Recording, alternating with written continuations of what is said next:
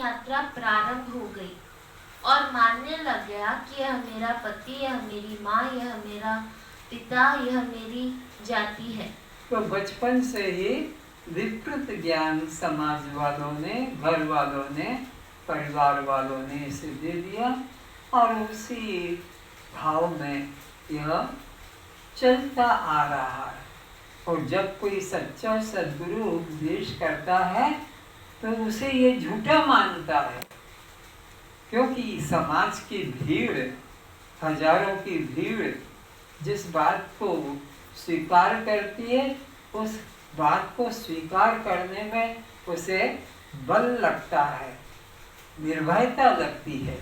और जहाँ 2, 4, 10 आदमी मुश्किल से हों, उनके पास बैठकर लगता है कि ये कोई सच्ची बात नहीं। सच्ची बात वहाँ है, वहाँ हजार लोग जाते हैं, यहाँ 4-5 लोग बैठते हैं, ये कोई सच्चा ज्ञान होगा? नहीं। इस प्रकार विपरीत भावना उसके मन में आ जाती है और वो सत्य से वंचित हो जाता है। इस प्रकार देह में मैं मेरा का भाव कर यह जीव परम स्वतंत्र होकर भी तोते व बंदर की तरह 84 लाख योनियों के बंधन में पड़ जाता है। अपने आप के अज्ञान से जैसे बंदर बन जाता है, अपने आप के अज्ञान से तोता बन जाता है, ऐसे ही अपने स्वरूप के अज्ञान से यह जीव बन जाता है और अपने स्वरूप के ज्ञान से ही मुक्त हो जाता है। इसको किसी अन्य ने बांधा नहीं है। बंधियों की मरकट की नाई। यह मनुष्य जितने अधिक ममता के बंधन निर्मित करता है, उतने ही अधिक यह अपने जीवन में दुख के द्वार खोलता है। फिर बिना चाहे भी उसे वहां से दुख प्राप्त होता है, जिससे जितना अधिक गहरा मोह संबंध होगा, उतना ही अधिक इसे दुख आ पड़ेगा। जब जीव पर अत्यधिक दुख आता है, तभी यह संसार से वैराग्य कर परमात्मा की तरफ झुकने लगता है।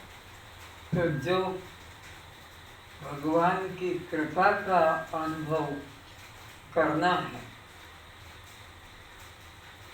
तो किस रूप में करना है कि जब अतिशय दुख आ जाए तुम्हारे जीवन में,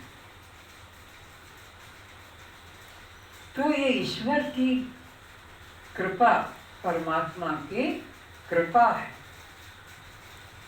और जब तुम्हारे जीवन में बहुत धन धान्य, मान सम्मान, पद प्रतिष्ठा मिले, तो जानना कि ये माया की कृपा है। माया तुम्हें बांध कर रखना चाहती है।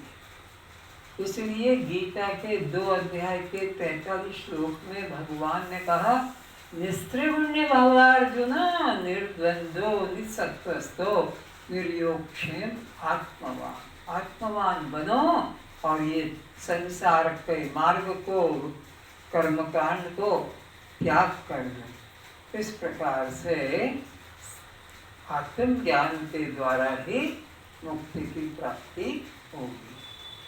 वैराग्य कर कुंती ने भगवान से यही वरदान मांगा था कि हे प्रभु, मुझे जीवन में अधिक से अधिक कष्ट दो, ताकि आपका अधिक स्मरण एवं संसार का विस्मरण होता रहे। जब मारा गया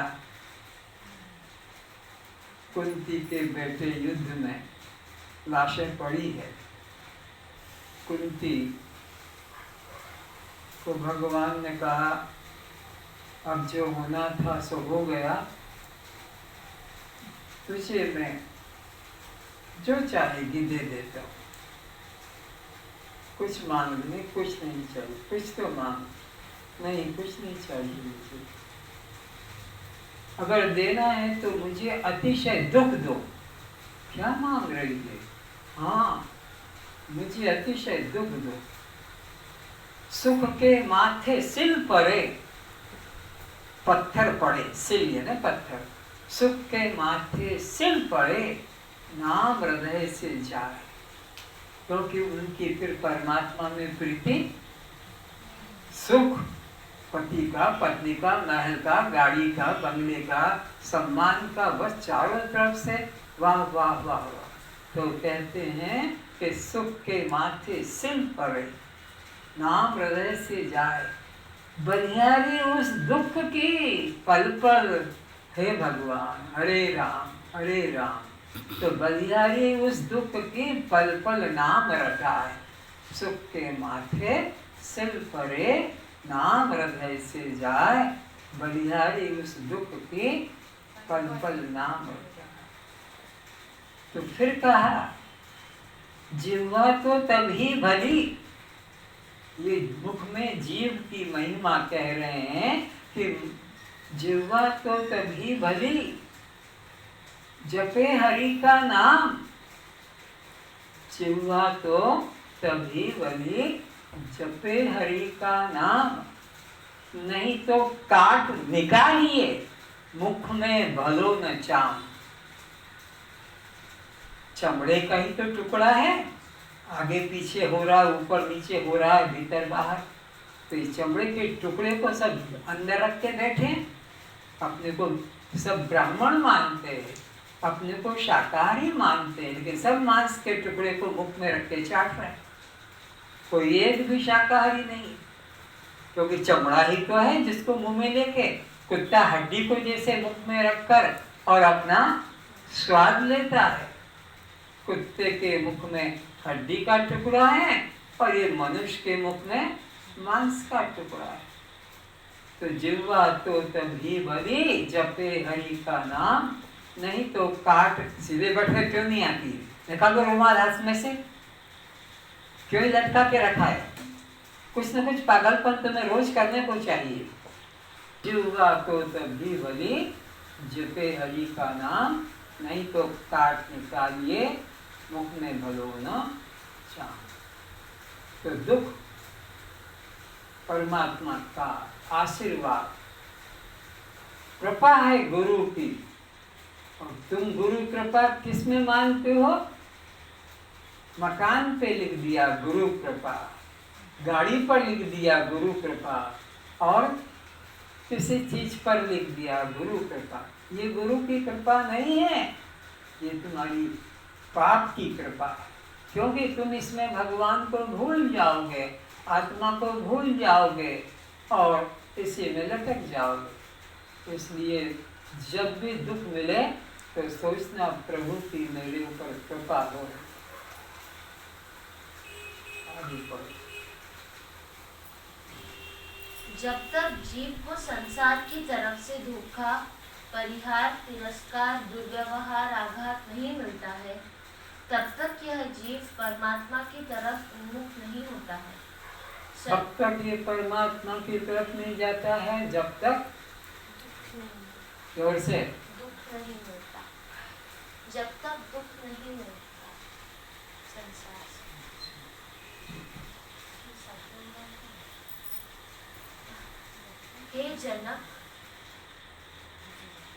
हे जनक, जब संसार के विषय भोग, धन संपत्ति, राज्य, महल, रानी, पुत्र, हीरे जवाहरात, स्वर्ण खजाना, हाथी घोड़ा, दास दासियां बढ़े, तो उसे माया की कृपा जानना चाहिए, जो जीव के सर्वनाश का कारण है। तो जीव पर ईश्वर की कृपा हो रही है कि माया की कृपा हो रही है? ये छू जाता है ना, इसलिए माया की कृपा हो रही है। कैसे जानेंगे? जब बहुत तुम्हारे ऊपर दुख आ पड़े, हर तरफ से दुख आ पड़े, तो जानना कि यह क्या है? माया की कृपा नहीं, ईश्वर की कृपा। और जब तुम्हें खूब सम्मान, धन धान्य मिले, तो जानना कि ये माया की कृपा है, क्योंकि इसके नशे में वो परमात्मा को भूल जाता है। और वे गुरु नहीं, जो कहते हैं कि तुम जो चाहोगे मैं दिला देता हूँ, जो चाहोगे तुम्हें मिल सकता है, मेरे पास आओ, मैं वो विद्या सिखा दूंगा, मैं वो मंत्र बता दूंगा जिससे तुम जो चाहोगे हो जाएगा। ये सच्चा गुरु का लक्षण नहीं। क्यों? जैसे ये निरंजन शराब के नशे में सड़क पर पड़ा है और उस तरफ से सुकांत आए और उससे कह रहे यार ये दुकान वाले ने मेरे को नकली शराब पिला दी है, तुम मेरे सच्चे मित्रों ने मेरे लिए शराब की बोतल ला के दो। और वो सुकान भाई अपना शराब की बोतल लाकर निरंजन को मुंह पे दे रहे। तो ये मित्र है कि शत्रु है? शत्रु। पहले ही तो वो नशे में पड़ा है निरंजन नाली के गड्ढे में, और शराब दे दी तो और बेहोश होगा। तो पहले ही तो ये संसार का नशे में परमात्मा को भूले पड़े हैं, और अब गुरु ने भी कहा कि ये मंत्र ले लो, ये ताबीज ले लो, ये भभूति ले लो, ये तुम्हारा को ये सब मिल जाएगा जो जो चाहते हो। ये गुरु का लक्षण है। गुरु का काम है तुम्हें भोगों से वैराग्य दिलाना, संसार के भोगों से वैराग्य दिलाना, ना कि संसार के भोगों को और अधिक बढ़ाने के लिए तुम्हें कोई साधन बताना। तो दुख में भी गुरु कृपा और ईश्वर कृपा जिसके हृदय में जग रही है, बस वही सच्चा भगत है। दुख आने पर भी वही श्रद्धा गुरु के प्रति, भगवान के प्रति है, जैसी कि सुख संपत्ति के समय थी। तो सुख संपत्ति में तो गुरु कृपा, भगवत कृपा, मेरे पे तो बहुत अटूट कृपा हो रही है, क्योंकि खूब पैसा आ रहा है, चाहे वो ब्लैक मनी हो कि कोई प्रकार से ठगी करके घर बढ़िया मकान बन रहा है, छत पे छत ढलती चली जा रही है, गाड़ियाँ आ रही है, 2-3 हो गई है, ये गुरु कृपा मानी जा रही है। ईश्वर कृपा, अरे ये गुरु कृपा ईश्वर कृपा नहीं है, ये तो माया की कृपा है। तो जब ये चला जाए, मकान चला जाए, गाड़ी चली जाए, नौकरी चली जाए, कि बेटा मर जाए, कि पति मर जाए, और फिर भी वही मन में प्रसन्नता रहे कि गुरु कृपा, ईश्वर की कृपा, तो जानना कि ये सच्चा भगत है। अनुकूल में तो सब गुरु कृपा, ईश्वर कृपा का नारा लगाते हैं, पर जीवन में जब प्रतिकूल घटनाएं होती है तब भी वैसे की वैसे ही, बल्कि और ज्यादा जगह ईश्वर गुरु पर की, ये गुरु ने मेरे पे कृपा की है, मुझे माया से हटाना चाहता है, मोह से, बंधन से छुड़ाना चाहता है, इसीलिए मेरे जीवन में ये कठिनाई, अरे ये मेरे आत्मभाव की परीक्षा चल रही है, ये मेरे शिष्य भाव की परीक्षा चल रही है कि मैं कितना शिष्य हूँ, मैं कितना भगवान का भक्त हूँ, इसीलिए मेरे को अपमान दिलाया जा रहा है, इसीलिए मेरे को हानि दिलाई जा रही है, इसीलिए मेरे को ये रोग दुख दिलाया जा रहा है, इसीलिए कि मैं इससे ऊपर उठूं। तो पक्का भगत है वो कि पक्का शिष्य है। और अगर वो दुख में रोने लगता है कि ये भगवान क्या किया, मैंने तो यज्ञ कराया था, मैंने तो गोदान किया था, मैंने तो ऐसा किया था, और आपने मेरा बेटा ले लिया कि मेरा ये खत्म कर दिया, तो फिर ये स्वार्थ का संबंध है, यह अपने कल्याण का विचारक नहीं। जो स्वप्न के मनोराज्य की तरह नींद टूटते ही अदृश्य हो जाने वाला है, ये संसार कैसा है?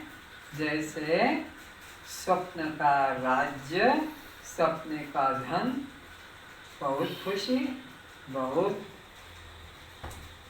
महिमा हो रही थी, जुलूस निकल रहा था, हाथी पे बैठ के सपने में मालाएं डल रही थी, और जब नींद टूट गई तो टूटी खाट पर नजर आ रहे हैं। हाथी की सवारी और वो गले में फूल माला। ये संसार ऐसा ही है। अज्ञान के कारण तुमको ये सब चमकीला भड़कीला मोहक लग रहा है, लेकिन जब विवेक की आंख खुलेगी तो सबके हड्डी के टुकड़े की मांस के थैले शरीर दिखाई पड़ेंगे कि ये सोना मिट्टी का टुकड़ा मालूम पड़ेगा। इसलिए गीता में कहा स्वर्ण और मिट्टी, मित्र और शत्रु, लाभ और हानि में समभाव होने लगता है। गर्मी सर्दी भूख प्यास, ये लक्षण बताए भक्त। वह मरुस्थल के जल की तरह भ्रम मात्र है। तो ये संसार कैसा है? मरुस्थल का जल। किंतु अगर आपको कागज के ऊपर या दीवार पर कोई ऐसा कलाकार है ना, श्रद्धा अभी चित्र बना देगी, समुद्र बना देगी, तक सरोवर बना देगी, उसमें हंस बतख भी दिखा देगी, पर वो पानी को तुम हाथ भी गीला नहीं कर सकोगे। वो पानी दिखेगा, सरोवर दिखेगा, क्योंकि चित्र में बना दिया, कागज पे बना दिया, दीवार पे बना दिया। तो ये संसार भी इसी तरह दिखने मात्र का है। मरुभूमि में जल दिखता है पर वहाँ छूने को नहीं मिलता है। ये संसार भी इसी प्रकार है। सुन रहे हो और सत्संग का अभी आधा घंटा के 5-10 मिनट बाद में फिर वही संसार, फिर वो का वही, ये मेरा, ये मेरी, ये मेरे, उसी में फिर लगा रहता है। ये तो बस टाइम पास करने के लिए, जैसे पिक्चर हॉल में जाकर पिक्चर देखकर आ जाते हैं, वहाँ पैसा भी देना पड़ता है, लेकिन यहाँ तो कोई पैसा पड़ता नहीं है, ये फ्री का चल रहा है। तो ये मनोरंजन, कुछ कहानी सुनने को मिल जाती है, कुछ भजन सुनने को मिल जाता है, खुद को कुछ बोलने का मौका मिल जाता है। इस आशा से भी बैठे रहते हैं कि मुझे कुछ बोलने को कहे तो अभी मैं बोलने लग जाऊं, तैयार रहते हैं। सुनने में इतनी रुचि नहीं। मैं देखता हूँ जो भजन कहने वाले हैं, चाहे वो मीका हो कि श्रद्धा हो कि कोई भी भजन कहेंगे, तब सब उसको बोलना चाहिए, लेकिन जब दूसरे जब भजन करते हैं तो वो चुपचाप बैठे रहते हैं। तब उनका लॉकडाउन हो गया। दूसरे उनके बोलने से सबको बोलना चाहिए, तो बोल, बस मेरे को कोई बोलने का मौका दे।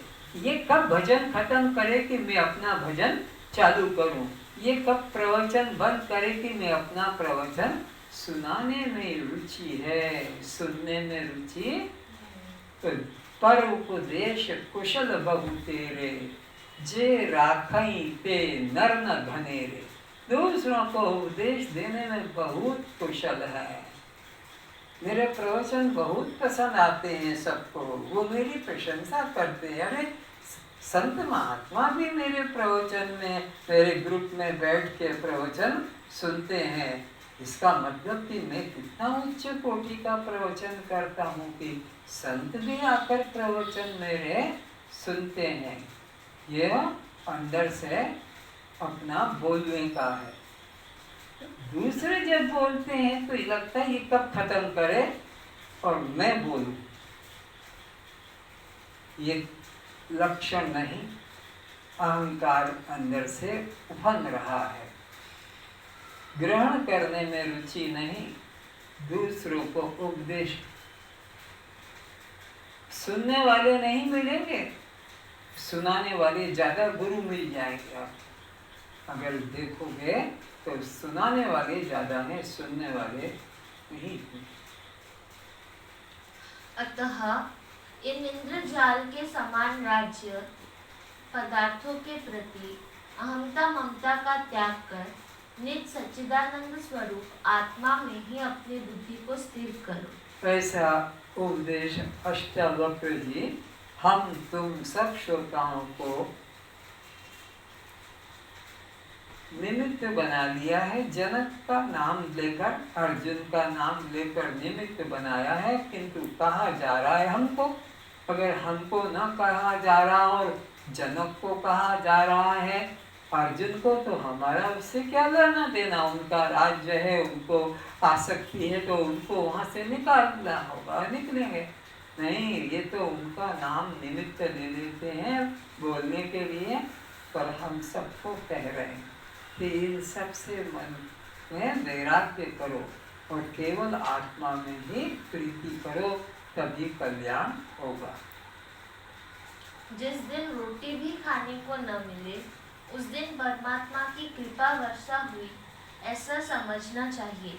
ऐसी वैराग्य व्यक्ति मन में आए जो आकाश वृत्ति से जी रहे हैं। अपने आप मिल गया तो खा लिया, नहीं तो हाथ लंबा करके मांगे भी नहीं। एक दिन भी अगर ऐसा आता है तो जानना कि यह ईश्वर की कृपा है, मेरे वैराग्य की परीक्षा है। तो उसमें ये निराश नहीं होना चाहिए कि मैं तो इतना भोजन कर रहा हूँ और मेरे को खाने के लिए रोटी तक नहीं मिल रही है, पहनने के लिए कपड़ा भी नहीं मिल रहा है, फिर रहने के लिए मुझे कोई एक झोपड़ी भी नहीं मिल रही है। मैं तो घर छोड़ के आया, राज्य छोड़ के आया, परिवार छोड़ के आया ना। ये फिर तुमने कुछ नहीं छोड़ा, ना घर छोड़ा, ना राज्य छोड़ा, ना परिवार। क्योंकि जिसको छोड़ दिया जाता है, फिर वही बात आती, सुबह तुम टट्टी को छोड़ देते हो, फिर कितने देर तक उसकी याद करते हो। 500 ग्राम था कि 300 ग्राम था कि 200 ग्राम था, कुछ याद आती है? क्यों? अरे वो कोई याद करने की चीज है, छोड़ दी। लेकिन तुम कहते हो कि मैंने लाखों की संपत्ति पर ठोकर मार के आया हूँ, तो तेरी ठोकर ठीक से नहीं लगी होगी। ठोकर ठीक से लग जाती हो तो, अरे लोग क्रिकेट खेलते हैं तो छक्का मार देते हैं, एक लकड़ी के ठोकर, और तूने लाखों पर ठोकर मारी तो अभी तक यहीं कैसे पड़ा रहा? तुझे याद कैसे आ गई कि मैं घर छोड़ के आया, पत्नी को छोड़ के आया? पत्नी में तेरा क्या था? वो किसी बाप की बेटी थी, तूने हाथ पकड़ के अपने पास बिठा दिया और पत्नी हो गई। क्या छोड़ा तूने? बेटा छोड़ा? अरे वो स्त्री पत्नी के रजवीर का मिश्रण था, उससे वो संतान हो गई। तूने क्या छोड़ा? तो ये अहंकार का त्याग करो। हमारा यहाँ कुछ भी नहीं है, जो कुछ है परमात्मा का है। मिल गया तो भी ठीक है, और न खाने को मिले तब भी धन्यवाद दो परमात्मा। क्योंकि उसी दिन संसार का सच्चा स्वरूप समझ में आता है एवं सच्चा वैराग्य प्राप्त होता है। तो हमें अपने प्रशंसात्मक वचन सुनने की बीमारी से मुक्त होना है। बस प्रशंसात्मक लोग बस क्या सेवा करते हैं, क्या दानी है, क्या त्यागी है, बस ये बीमारी लगी है। ये जब तक नहीं छूटेगी कल्याण नहीं होगा। कल्याण तभी होगा जब हम निंदा सुनने के लिए प्रस्तुत हो जाएं। प्रशंसा नहीं, निंदा करें। यही तो कबीर दास जी ने शिक्षा दी कि निंदक नीरे राखिए, अपने पास में घर में जगह दे दो निरंजन को, जो इतनी दूर से आकर वह तुम्हारी निंदा करके जा रहा है, तो उसको घर में ही रखो ताकि ज्यादा दूर से आने में देर न लगे, और यहीं बैठा बैठा तुम्हारी बुराई बताता रहे और तुम बुराई को हटाते रहो। निंदक नीरे राखिए, पास में बुलाओ, ऐसे बिठा लो, बैठ, नाश्ता दो, खाना दो, निरंजन आया है बहुत दूर से थका हुआ, और फिर निरंजन तुम्हारे अंदर के दोष बताते रहे। तो ये ऐसा जीवन, कबीरदास कहते हैं कि घर में निंदक को रखो ताकि जल्दी जल्दी तुम्हारी बुराई बताए और तुम्हारे मैल को, अहंकार को अलग कर दे। निंदक नीरे राखिए, आंगन कुटी छवार, आनन आंगन कुटी छबाय, साबुन लेवे गांठ का मेल हमारा धोए। वो अपने आप साबुन लाएगा और अपना हमारा मेल साफ कर देगा। तो ऐसा सभी लोग समझें, प्रत्यक्ष में जो बैठे हैं कि परोक्ष में जो सुन रहे हैं, अपने प्रशंसात्मक वाक्य सुनने की बीमारी निकालो कि मेरी कौन कौन तारीफ करते हैं, मेरी कौन कौन तारीफ करते हैं। तो क्या करूं जिससे मेरी तारीफ हो?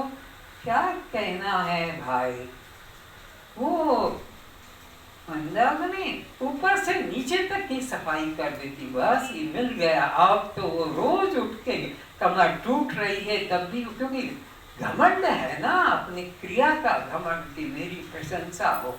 मेरा कैसे हो? घर के पांव पोछे को साबुन लगा लगा के सब घर के पांव पोछे को धो के सुखा देते हैं, क्यों? उनकी महिमा होती है। ये बीमारी जन्म जन्म से चली आ रही है और ये नहीं छूटेगी इस जीवन में, क्योंकि रस मिलता है, अहंकार को पोषण मिलता है, अहंकार फूलता है। अहंकार वो बात नहीं चाहता जिससे अहंकार घटने लगे। अहंकार कैसे बढ़े वो जगह ढूंढता है। ये करने से मेरा अहंकार बढ़ेगा, ये करने से मेरे को प्रशंसा मिलेगी, यह कहने से इसमें रुचि लगता है। वैराग्य हो जाना चाहिए अपने प्रशंसा को कभी सुनने की इच्छा, बल्कि जानना कि मेरे शत्रु हैं। जब तुम्हारा कोई प्रशंसा कर रहा है तो जानना ये मेरा शत्रु है, मुझे नीचे ले जाना चाहता है, मेरे को अधोगति दिलाना चाह रहा, मेरी प्रशंसा मेरे सामने करके। जहर है तो कौन सा सांप का जहर खतरनाक होता है? कोबरा सांस का, हाँ कोबरा सांप का ये जहर है। कौन? जो तुम्हारा प्रशंसा करके तुम्हारे पास बैठा है और तुम्हें बहुत अच्छा प्यारा मित्र लगता है, क्योंकि यह अधोगति दिलाने वाला। तभी तो कबीर ने कहा कि निंदक नीरे राखे। अरे ये प्रशासन है, कल प्रशंसा करने वालों को पास में मत बिठाओ, ये तुम्हें नीचे ले जाएंगे, अधोगति में ले जाएंगे। तुम उसको पास में बिठाओ जो तुम्हारी निंदा करता है, ताकि तुम्हारे को ऊपर उठाएगा। ये क्यों कहा? इसीलिए कि तुमको प्रशंसा अच्छी लगती है, निंदा अच्छी नहीं लगती है। कबीर कहते निंदा को ही सुनो, तभी तुम्हारी उन्नति होगी। लेकिन कबीर की बात को कौन मानेगा? चिल्लाता रहे निरंजन, बहुत ऐसे ग्रंथ पढ़े हैं, घर में पढ़ लेंगे। यत्र यत्र भवेत् तृणा संसारं विद्धि तत्र वै प्रौढ़ वैराग्यम आश्रित्य वीततृष्णः सुखी भव। जिस जिस प्रसिद्ध विषय में मन की तृष्णा जागृत होती है, उसी उसी विषय को तुम संसार में पुनर्जन्म का हेतु जानो। फिर से इसी वाक्य को पढ़ो। जिस जिस प्रसिद्ध विषय में मन की तृष्णा जागृत होती है, जो जो बात हमको अच्छी लगती है, जो जो विषय अच्छा लगता है, वही हमारे पुनर्जन्म का कारण है। उसी के लिए फिर जन्म लेना पड़ेगा। उसी उसी विषय को तुम संसार में पुनर्जन्म का हेतु जानो। अतः तो वो जब भरत ही तो थे, हरिण में आसक्त हो गए तो हरिण जन्म लेना पड़ा। और भगवान ने तो कह दिया है, यम यम स्मरण भावे तज्जन्ते पयोरम तम तमे कौन्ते सदा तद भाव भावितः। जो जो जिसका चिंतन करते हुए प्राण छोड़ता है, मैं उसको उसी योनि में डाल देता हूँ। तो तुम्हारा चिंतन ही तुम्हारा भविष्य है, तुम्हारा पिछला चिंतन ही वर्तमान है। पिछले जो बोया है वही आज काट रहे हो, अब जो बो रहे हो वो तुम आगे काटोगे। तो इसलिए वर्तमान में कोई प्रकार की हमारे मन में आसक्ति लेकर प्राण न छूटे, क्योंकि भगवान ने कहा कि जो जिसका चिंतन करते प्राण छोड़ेगा मैं उसको उसी योनि में डाल देता हूँ। पर किस वक्त पर तुम्हारा प्राण छूटेगा कोई पता? तो पता नहीं तुम किस वक्त अपने अंदर क्या विचार करके बैठे हो किसी के प्रति। इसलिए मन वचन कर्म से किसी का भी मन में विचार मत करो। केवल तुम्हें व माता च पिता, तुम्हें व बंधुश्च सखा, तुम्हें व विद्या द्रोणम, तुम्हें व सर्वम मम गुरुदेव भगवन। तुम बस मेरे हो, तुम ही मेरे हो, जो कुछ भी है तुम मेरे हो। तो फिर कभी भी तुम्हारे मन वचन कर्म से किसी की बुराई, किसी का बुरा, किसी को दुख देने का भाव नहीं आएगा। अभी तो इसको 1 घंटा दुख देता हूँ, फिर तुम्हें दृष्टा साक्षी आत्मा रखूंगा। अभी तो मैं इसको ऐसा कर लेता हूँ, फिर तुम्हें बहुत टाइम पड़ा है, प्राण निकलेंगे तब तक मैं अपना, अरे राम राम तब निकलेगा जब जीवन में राम अपनाओगे। मरते समय अचानक राम निकलने वाला नहीं है। मरते समय वही निकलेगा जिसको जीवन भर तुमने ज्यादा दोहराया है, ज्यादा प्यार किया है, ज्यादा तुमने दुख दिया है, वही तुमको मरते समय याद आएगा। इसलिए सदा प्रभु का ही चिंतन हो और अन्य चिंतन ना हो। और अगर अन्य चिंतन हो रहा है तो उससे बचने का मंत्र बता रहा हूँ। मैं ही तो हूँ, मैं ही तो, जहाँ भी दृष्टि जाती है, जिस पे भी दृष्टि जाती है, बस मैं ही तो हूँ। तो मैं ही तो हूँ, तो मैं को ना गाली दोगे, न थूकोगे, न पत्थर मारोगे, न उस पर कुछ कीचड़ उछालोगे। कीचड़, पत्थर, गाली कब होती? जब दूसरा, वो कोई दूसरा और मैं कोई दूसरा हूँ, वो मेरा मित्र है या वो मेरा शत्रु है, तब उस पर तुम्हारे क्रोध बरसेगा, गाली बरसेगी, पत्थर गिरेंगे। लेकिन जब मैं ही तो हूँ, अब इस पे क्या हाथ उठाऊं, मैं ही तो हूँ, अब इसको क्या पत्थर मारूं, मैं ही तो हूँ, इसको क्या गाली दूं, मैं ही तो हूँ, क्या इसकी जेब काटूं। तो ये एक महान प्रबल तुम्हारे पास में मुक्ति पाने का मंत्र है। कौन सा? जिधर दृष्टि जाए, जिस पर दृष्टि जाए, बस मैं ही तो हूँ। तो सिया राम मैं सब जग जानी और करम प्रणाम जोर जुग पानी। तो अब जब तुम दोनों हाथ जोड़कर प्रणाम करोगे उसको, और उसको एक हाथ से जूता मारोगे, इधर प्रणाम करके इधर हाथ से डंडा मारोगे, तो किससे होगा? दो विरोधी बातें एक अंतःकरण में नहीं हो सकती है। इसलिए अपने मंगलमय दृष्टि से एक परमात्मा को देखो और जीवन मुक्ति का आनंद लो। आज इतना है। सर्वे भवन्तु सुखिनः, सर्वे सन्तु निरामया, सर्वे भद्राणि पश्यन्तु, मा कश्चित् दुःखात् भवेत्। सब सुखी रहें, सब निरोग रहें, सभी रूपों में एक परमात्मा को देखें, सभी रूपों में एक मैं को ही देखें। इसलिए मन वचन कर्म से किसी भी जीव को, किसी भी प्राणी को, भगवान किसी भी रूप को कष्ट न पहुँचाएं, निंदा गाली न करें, छल कपट न करें, वैर भाव न रखें। यदि हमारे व्यवहार से,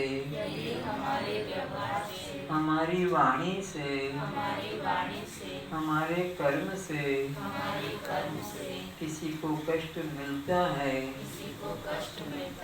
दुख मिलता है, हम उससे क्षमा चाहते हैं, वो हमारे अपराध को क्षमा करे। वैर भाव की निवृत्ति प्रेम भाव से होती है, आत्म भाव से होती है, समता भाव से होती है। इसलिए सबके प्रति आत्म भाव जागृत करें, समता भाव जागृत करें। सबका कल्याण हो, सबका कल्याण। ओम शांति शांति शांति।